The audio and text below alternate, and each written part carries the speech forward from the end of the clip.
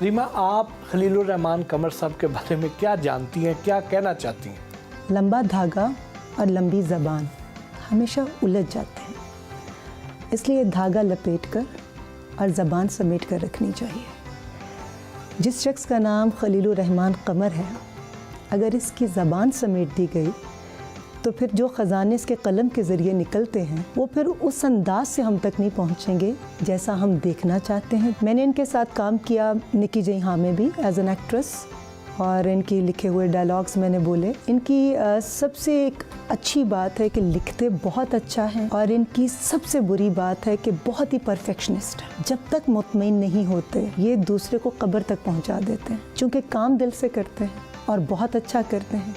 इसलिए कभी कभी उस काम को करने के दौरान और करने के बाद कुछ ऐसी तुग़यानी इनके अल्फाज में नज़र आ जाती है, कुछ बोलते हुए अंदाज में, तो मेरे ख्याल में उसको इग्नोर कर देना चाहिए, उसको सुनी अनसुनी कर देनी चाहिए, क्योंकि no one is perfect and no one should claim to be one, because perfection is only meant for Allah. ये नहीं कि he is sitting next to me. मैं बहुत कुछ इनके बारे में बोलती हूँ, हमारी लड़ाइयाँ भी होती हैं, हमारे झगड़े भी होते हैं, मगर उसमें भी एक अदब का हमारा बीच में एक सिलसिला रहता है, एक ताल्लुक़ रहता है। मगर उसमें कई दफ़ा इनका एक अंदाज़ है जो मुझे मैं समझ गई हूँ कि वो उसमें मेरी दिल आज़ारी नहीं होती, मेरी बेइज्जती नहीं होती, ये सिर्फ मुँह का बड़बोला है। मुझे तो वो बुड़बुड़ाहट भी मायूब नहीं लगती। आप इतना अच्छा कैसे बोल लेती हैं? क्या ये भी आप खलील साहब से सीखा है आपने? 1 मिनट इसका जवाब मैं दूंगा। सबसे पहली बात मैं बाबांगे दोहर आपको बताऊं कि रीमा के फरिश्तों को भी मालूम नहीं था कि वो मुझसे मिलने आ रही थी, हम एक फिल्म को डिस्कस करने जा रहे थे।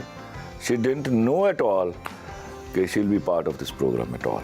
इट वाज माय रिक्वेस्ट कि she sitting here and she didn't know what to say about it, she is saying it all extempore. देखिए, मैं खलील साहब को भी उन लोगों में शुमार करूंगी जिनसे सीखने का मुझे मौका मिला। इल्म तो एक ऐसी ताकत है कि जितना आप हासिल करते हैं उतना ही आपको अपने जाहिल होने का अंदाज़ा होता है। सुभान अल्लाह, बहुत अच्छी बात की। इल्म तो बहुत अच्छी बात की तुमने। दुनिया भरी पड़ी है तो तेनू की हो गया खलीलुर रहमान कमर। आप कोई मूवी ला रही हैं? जी इंशाल्लाह। मैंने एक प्रोग्राम में सुना कि कोई कह रहा था खलील साहब को एडवांस दिए, इतने साल से वेट कर रहे हैं। अरे भाई, मैं इनसे इतना, मेरी इनकी फैमिली के साथ ताल्लुक़ है गुज़िश्ता 17-18 साल से।